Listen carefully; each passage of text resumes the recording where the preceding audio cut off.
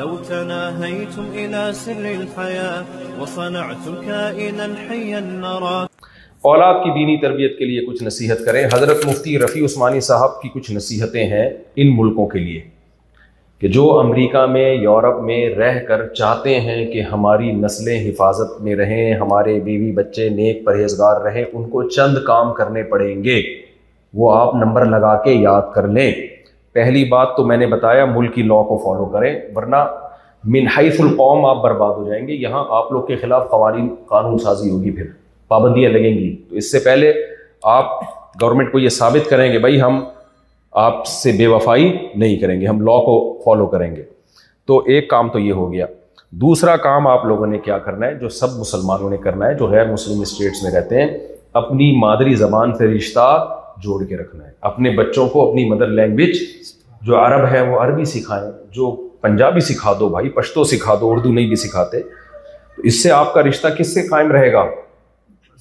بول دو نا یار, ورنہ بیڑا غرق ہو جائے گا, بیڑا غرق ہو جائے گا. الحمدللہ میں برما میں گیا, وہاں مدارس میں اردو سکھا رہے ہیں, بنگلہ دیش میں مدارس میں اردو سکھا رہے ہیں, آسٹریلیا میں اردو سکھا رہے ہیں, بہت سے ڈاکٹر ذاکر نائک نے مجھے بتایا بالمشافہ, اللہ ان کی انہیں برکت دے, کہ ہم اپنے انسٹیٹیوٹ میں اردو بھی سکھاتے ہیں, کیونکہ بہت بڑا اسلامک لٹریچر کس میں ہے؟ اردو میں. سب کو نہیں سکھاتے جو اردو اسپیکنگ ہے. ساؤتھ افریقہ میں آپ جاؤ, مدارس میں باقاعدہ اردو سکھائی جا رہی ہے. تو اردو کو آپ کسی قوم کی زبان کے طور پہ نہ لیں. اور ہندی اردو ایک ہی چیز ہے, آپ اس کو انڈین اس کو ہندی کہتے ہیں. بھائی انڈین کہتے ہیں ہم اردو نہیں سیکھ, بھائی ہندی سیکھ لو, ہے ایک ہی نام, الگ رسم الخط چینج کیا ہوا ہے, ورنہ اردو ہندی کیا ہے. ابھی ایک انڈین مجھے ملے, میں نے کہا آپ اردو میں بات کرنے, کہہ رہے نہیں میں ہندی جانتا ہوں, اردو نہیں جانتا. تو میں نے کہا مجھے سمجھ میں کیوں آ رہی ہے کہ آپ کیا کہہ رہے ہیں. میں نے کہا میں جو کہہ رہا ہوں آپ کے سمجھ میں آ رہا ہے, حالانکہ میں تو اردو بول رہا ہوں. اس کا مطلب ایک ہی زبان ہے, ڈرامے بازی لگائی ہوئی ہے بلا وجہ کی خام خواہ.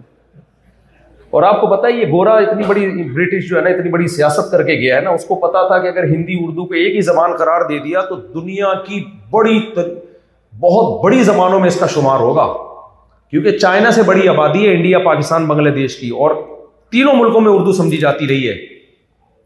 تو یہ تو بہت بڑی زبان ہو جائے گی. اس لیے اس نے کہا کہ توڑو اس کو. ہم نے بھی توڑ دیا. بے وقوف تھے ہندو مسلمان دونوں ایک نمبر کے بے وقوف ہیں. اس کو خوش کرنے کے لیے دونوں نے اپنے پاؤں پہ کلہاڑی ماری ہے. بھائی ناموں میں کچھ نہیں رکھا, آپ اس کو ہندی کہہ دو, آپ اس کو اردو کہہ دو, ایک ہی چیز ہے. وہ میں جا رہا ہوں ہندی میں بھی میں جا رہا ہوں, وہ آ رہا ہے ہندی میں بھی وہ آ رہا ہے. رسم الخط چینج, وہ تھوڑے سے انہوں نے وہ جو پریوار کہہ دیا, خاندان کو ہم خاندان کہتے ہیں. وہ پہلے بھی ایک ہی کہتے تھے, اب آہستہ آہستہ انہوں نے تھوڑے سے زمانے کیا کر دی, چینج کر دی. چمتکار ہو گئی, ٹھیک ہے نا.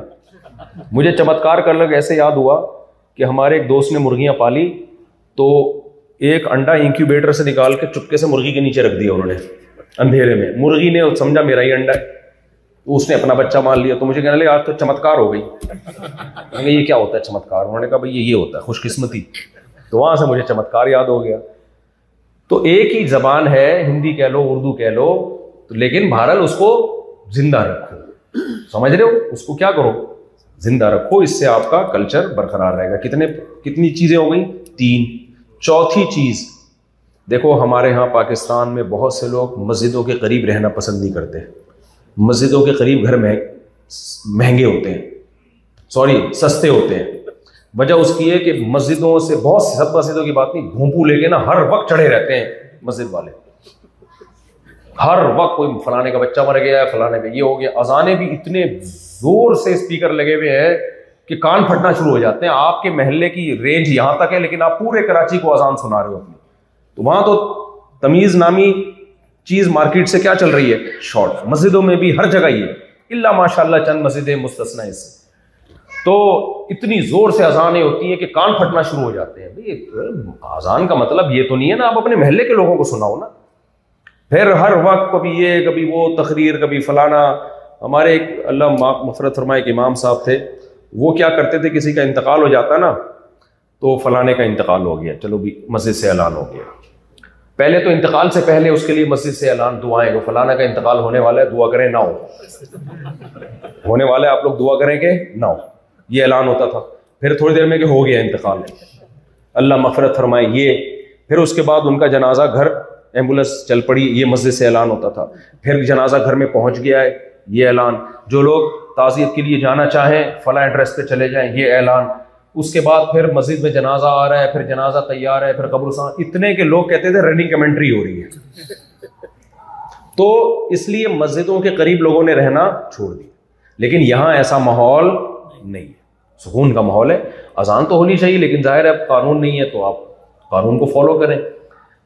باقی کوئی اناؤنسمنٹ نہیں ہوتی، فلانا کا یہ ہو گیا، ڈمکانے کا یہ ہو گیا، فلاں کی بیوی بھاگ گئی، فلاں کی واپس آ گئی، یہ ساری چیزیں گاؤں دیہاتوں میں تو سب کچھ چل رہا ہوتا ہے مسجدوں سے. تو یہاں ایسا نہیں ہے. تو تیسری نصیحت جو حضرت مفتی رفیع عثمانی صاحب نے کی وہ بالکل صحیح ہے، گھر کوشش کریں مسجد کے قریب. سمجھتے ہو گے نہیں سمجھتے؟ اس سے مسجد میں کسی بھی طرح سے جڑے رہو گے. خیر کا مرکز اور منبع ہمیشہ کیا ہوتی ہے؟ مسجد. نبی نے مدینہ آنے کے بعد سب سے پہلا کام کیا کیا ہے؟ مسجد بنائی ہے. تو مسجد سے کیا ہوں گے آپ لوگ؟ بولو نا، جڑے رہنا ہے، قریب ترین گھر لو مسجد کے. چوتھا کام آپ نے کیا کرنا ہے؟ اپنے بچوں کو اور اپنے آپ کو بھی مسلمانوں کی جو گیدرنگ ہے جس میں تبلیغی جماعت سب سے پہلے ہے، اس میں جوڑ کے رکھنا ہے. یہ کوئی بھی ایونٹ ہوتے ہیں مسلمانوں کے، رمضان میں، عید میں، اس میں شرکت لازمی کرنی ہے. دیکھو حدیث میں آتا ہے شیطان، بھیڑیا جو ہے نا اکیلی بکری کو کھاتا ہے، جو بکری ریوڑ میں ہوتی ہے بھیڑیا اس پہ حملہ نہیں کرتا.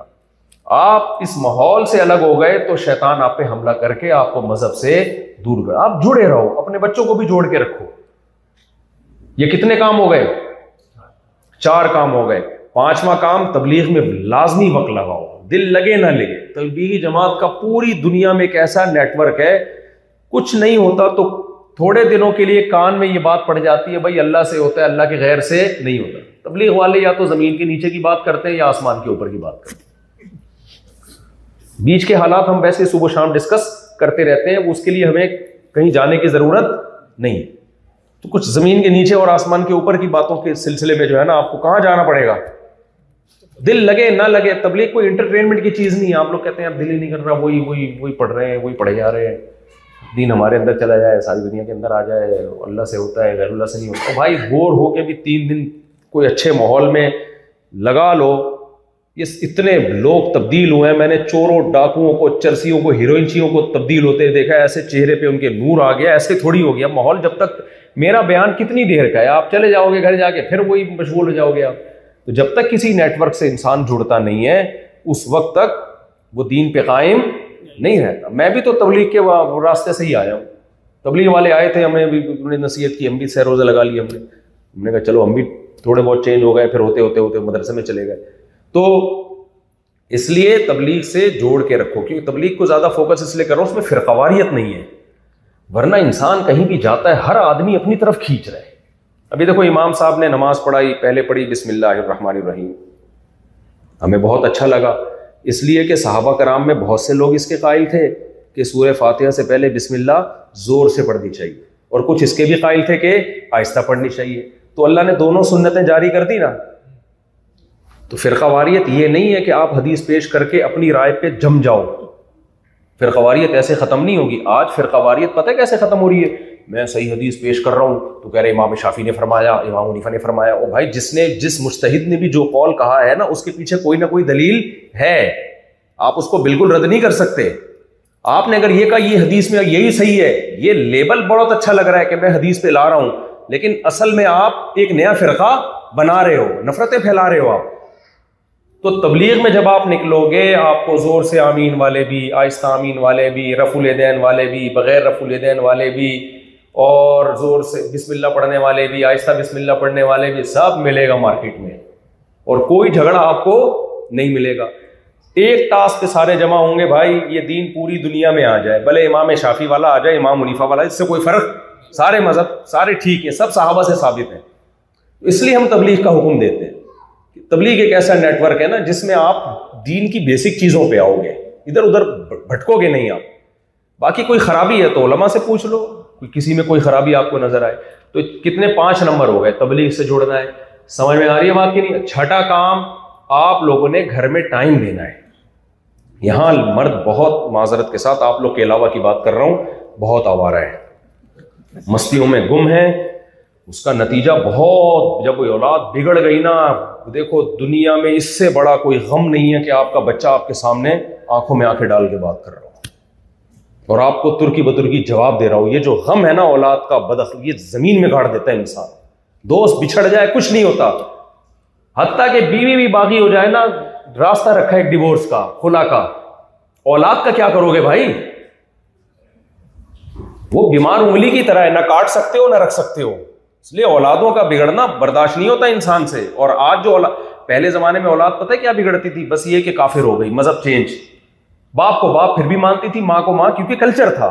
نوح علیہ السلام کا بیٹا کافر تھا، لیکن ایسا نہیں تھا کہ باپ کے دوسرے حقوق بھی ادا نہ کرتا ہو، کیونکہ کلچر یہ تھا کہ بھائی سب ماں باپ کو فالو کریں گے. لیکن آج آپ کی اولاد اگر مذہب سے پھری تو اس کا مطلب وہ سیکولر بنے گی. اور سیکولر کا مطلب آج کی لغت میں، آج کی ڈکشنری میں سیکولر کا مطلب کیا ہے؟ ابا سے پھر تمیز سے بات نہیں ہوگی، اماں سے بھی نہیں ہوگی. ابا کون ہو، کدھر سے آئے ہو؟ وہ گورے نے تو پابندی لگا دی 10 بجے کے بعد بات نہیں کرنا. وہ گورے کا بچہ تھا، تھوڑا سا کنٹرول میں ہوگا. آپ کا بچہ جب مذہب سے گیا نا تو 10 بجے وہ کہے گا آپ ہو آر یو، آپ کون ہو جو مجھ پہ پابندیاں لگاتے ہو؟ بہت آگے نکلے گا، ساری حدود توڑ دے گا. جو ہو رہا ہے، ہمیں تو آ رہے ہیں نا کیسز ہمارے سامنے. تو اس لیے گھر میں کیا دینا ہے بھائی آپ لوگوں نے؟ ٹائم. یہ چند باتوں پر اگر آپ عمل کر لیں تو میرا خیال ہے ہم سب انسان کے بچے بن جائیں گے. ہوا و حرص والا دل بدل دے، میرا غفلت میں ڈوبا دل بدل دے.